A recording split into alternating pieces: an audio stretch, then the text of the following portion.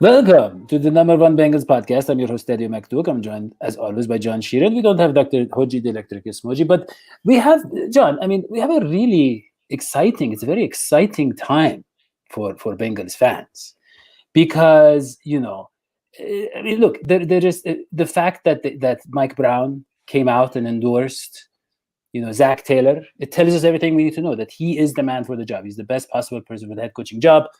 Lou Anarumo, you look at the defense and the fact that there was a couple of games where we thought maybe they made improvements. The rest of the game said they did not after spending, $150 million. But those couple of games, obviously they could mean something.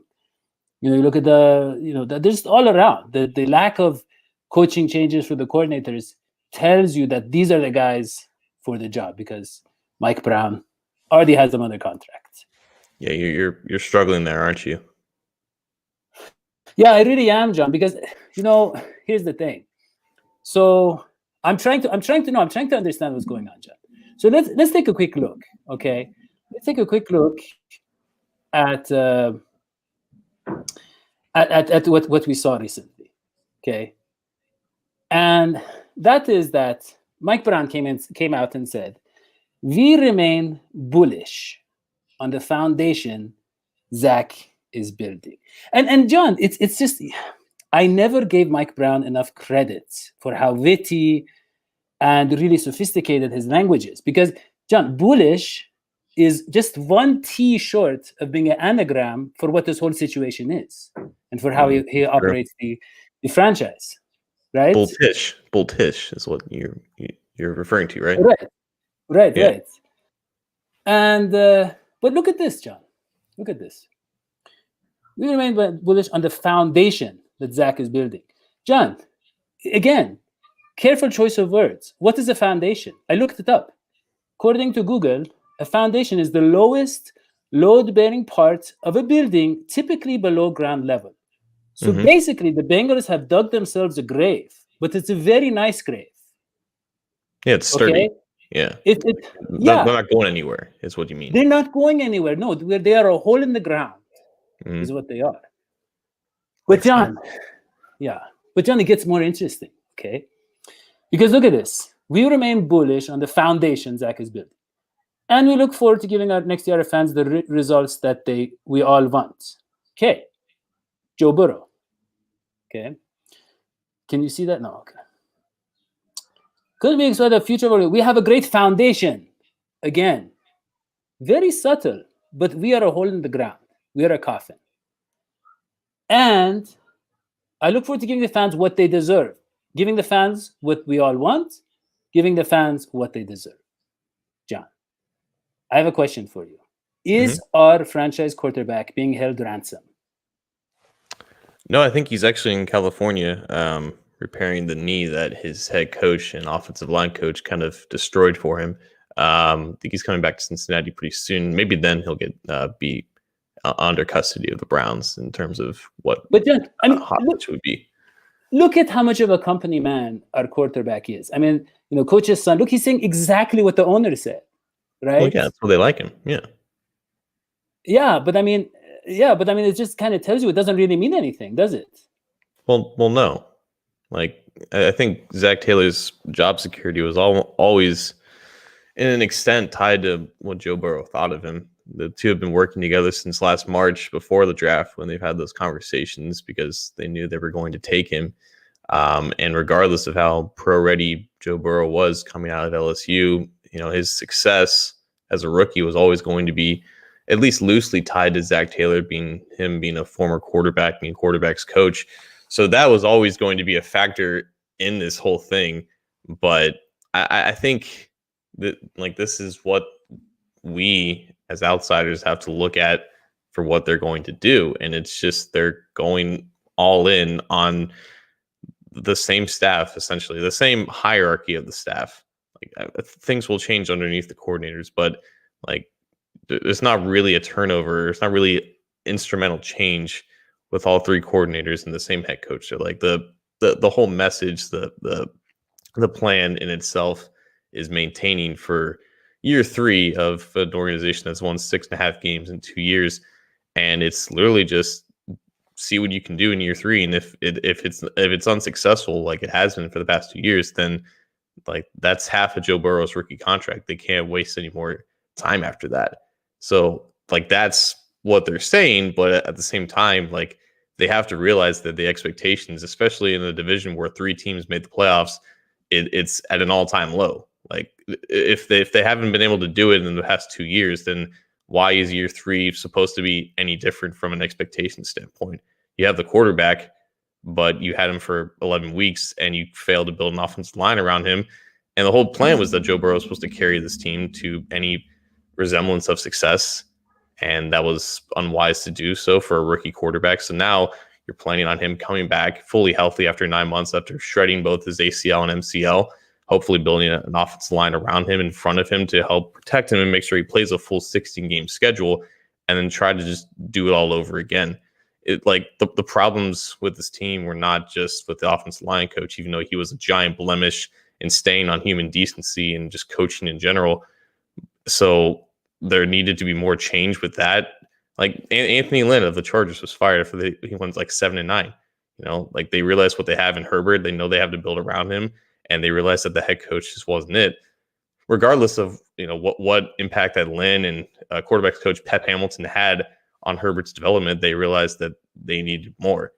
And but when in typical Bengals fashion, like they don't want to give up on a head coach too easily. They want to give him as much time as possible because they're still paying him. And honestly, Dadio, I think Mo Egger kind of said it best, where he said in Mike Brown's statement, like the beginning of that statement that you pulled up originally, he said that the fans wanted me to look for a new head coach beyond Marvin Lewis, and that's what we did. So the first thing that he did was he pointed the fingers at the fans who pressured him to hiring Zach in the first place, and he basically said that this is what you wanted. Well, no, the fans didn't want 6 wins in 2 years. They wanted an improvement off of Marvin Lewis. So this is basically him saying that we tried, we failed, but we're going to see this thing to the end. And it's not the greatest look for him. Yeah, I mean, it's interesting. You mentioned Anthony Lynn, right? And he was hired. Yeah, he was hired a little earlier than Zac Taylor, but he had a very successful, I think, first season, 12-4, right? And John, they ended the game with a 4-win streak. And Justin Herbert, it'd be different if Justin Herbert was Trevor Lawrence. But Justin Herbert was a guy all the scouts, the nerds, the guys on Twitter had doubts about his game. His college tape didn't suggest he's going to be a superstar. He outperformed expectations by far. You take all that together, the 4-win streak to end, the Justin Herbert development, and the previous success, and Mike Brown would have zero doubt keeping a guy like him. So we talk about the Chargers. They say they're one of the worst run franchises. And then you look at them, they're like, no, we can identify. We can look at Anthony Lynn's performance in a vacuum, and we can see this does not give us the best opportunity. The Bengals are so far from that. You know what I mean? I mean, John, do you remember what I was talking about? I don't know if I said it on the show or just in the articles, but how if they beat the Steelers, Zac Taylor is going to be back. They beat the Steelers. They beat a very bad Texans team. And a lot of our naive fans, a lot of people are like, oh, okay, so they've really turned the corner. Then they come out in that final game. And we said on the last show, that final game is what will validate those previous 2 wins. If they look terrible, if they're competitive, like you said, if they're competitive, those 2 wins mean something. If they're terrible, they don't mean that much. And guess what? Bengals came out and they had their foot on the gas the entire game. And by that, I mean, they were driving right off a cliff. You know what I mean? They were like, let's just end this season as fast as we can, right? And it was just like, that was one of the worst performances of the season. And you could say, oh, because coaches' jobs are in jeopardy, whatever. But no, I mean, man, like, if they really care, if they really, one thing is to say that they really like playing for Zac Taylor, maybe. But I mean, look at the discipline. Look at the discipline in the running game. Would they rush for 400 yards or something, John? 404. I mean, how do you end? What's that? 404. 404. How do you end the season like that and say we are building a great foundation. Unless you mean it very, like he has a great sense of humor background. Like, hey, Bengals fans, I'm just gonna, you might as well be dead to me because we're all just underground, just waiting for the end. No, I think it's very clear. Like they don't want to do it again after they did it 2 years ago. They want to give it 3 years because, in a sense, they're at the worst case they're lazy, but the best case they're just ignorant to their own failures. But yeah, like no, that is what it is. So that's fine. They can run it back with what they have. They just have to realize that the expectations are at an all-time low, regardless if Joe Burrow comes back healthy. That's just the way it is. John, okay, so let's talk about what the next steps are, right? We know the coordinator is going to be back, but multiple reports have talked about some of the position coaches being gone. As Bengals fans, that's about as much as we can ask for, right? Maybe the new offensive line coach, we're pretty sure Jim Turner is going to be gone, John. I mean, I don't know. I never know. Because here's the thing, John. They had a meeting with Zac Taylor, right? And supposedly his future was up in the air. And then Mike Brown comes out and says, hey, guys, calm down. I'm going to keep him. Don't forget who you're talking to here. I'm not going to pay somebody that's not working for me. But here's the thing. They said Zac Taylor is going to get to choose the coaches that he wants, right? So I mean, Jim Turner is like family. I mean, I don't know. That's something. Do you honestly believe to be that? concerned about? Do you believe that Zac is making these decisions? That was one of the rumors out there, was that they're going to let him choose his staff. Yeah, but I'm not sure I buy that. Yeah. Okay. So let's say, I mean, Jim Turner probably gone. I think the rumor was also that defensive line coach Nick Eason and defensive assistant Gerald Chapman will be gone, right? Mm-hmm. That was the rumor. I think the offensive line coach, that's the one we really care about. So if they do get rid of Jim Turner, everybody's been saying, hey, can we just please get Jim Callahan in here? Or maybe Bill. Scott Peters. What's that? Bill Callahan. Bill Callahan. Yeah. Can we get that guy in there? I mean, the problem is, I mean, how do you give him a promotion with the Bengals? How would that work? I think you'd have to give him Darren Simmons' title of assistant head coach. So you lose Darren Simmons. Probably, unless you just demote him for no reason. I think you can have more than one assistant head coach, though. But maybe Darren Simmons wouldn't like that. That would be a first for my eyes. I've never seen that before. I mean, yeah. I mean, with a guy like Zac Taylor, who's not really, he's in over his head as head coach. Maybe we need like 5 assistant head coaches. Is that something possible? They need as many like former higher up assistants or head coaches on the staff as possible. We just talked about Anthony Lynn. He came up in the NFL as a running backs coach. They have a vacancy, a running backs coach now. Jamal Singleton, the current running backs coach, is going to coach Kentucky for the same role. Doug Marrone, who was the Jaguars head coach, he just got fired. He was a former offensive line coach. He's an option, but they just need experience on the staff. And the offensive line coach at this point in what the NFL is, it might be more important than the defensive coordinator, or if not just as important as a defensive coordinator.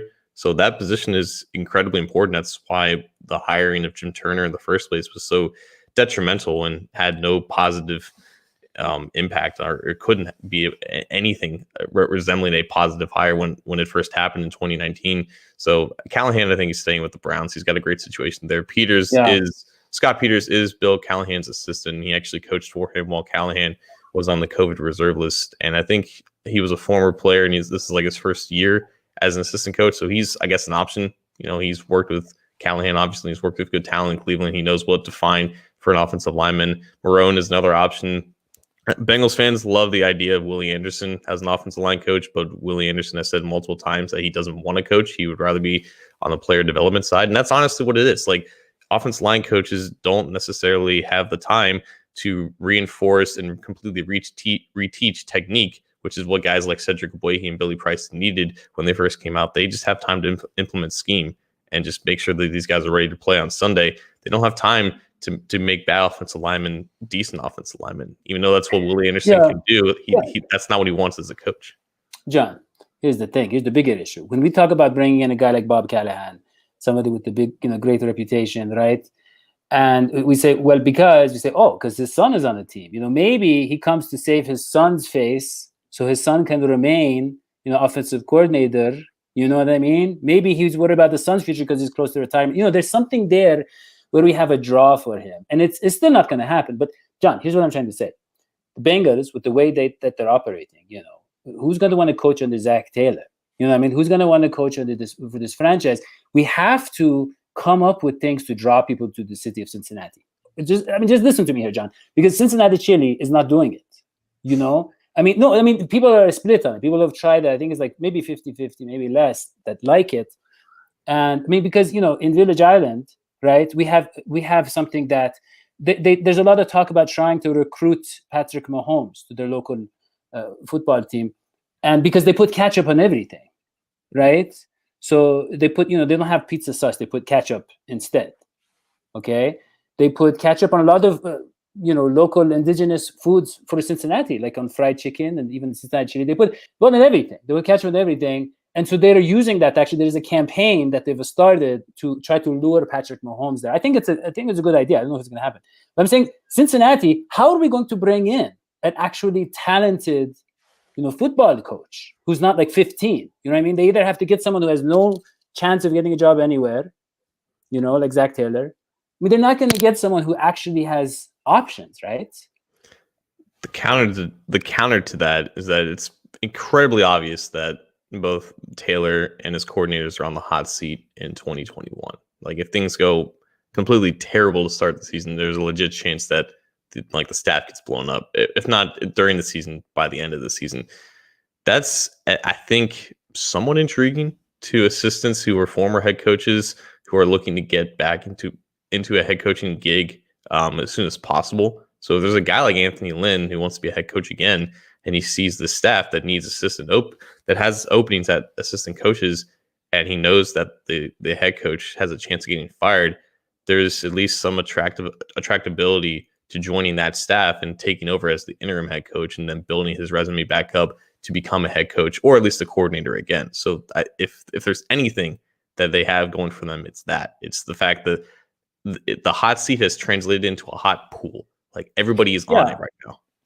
Yeah, that's true. That's what they do, in the NBA. Like, they get these kind of retreat coaches, big name coaches, sometimes to coach under this, like, let's say, former player coach who's getting, former player who gets his first job, like a Steve Nash or something like that, right? They'll get these big name guys, and that's what lures them. Like, hey, maybe this guy gets fired, I get my shot. That's true. That's a good point, John. So yeah, we will see. We will see if the Bengals, if they actually follow through and move on from the coaches who are really holding the team back, and if they get better people to take their places. All right, that is all we have for this show. Don't forget to subscribe, leave a 5-star review. For John Sheeran, I'm Dadio McDuke. We will see you next time. So long, Esfiti. Peace.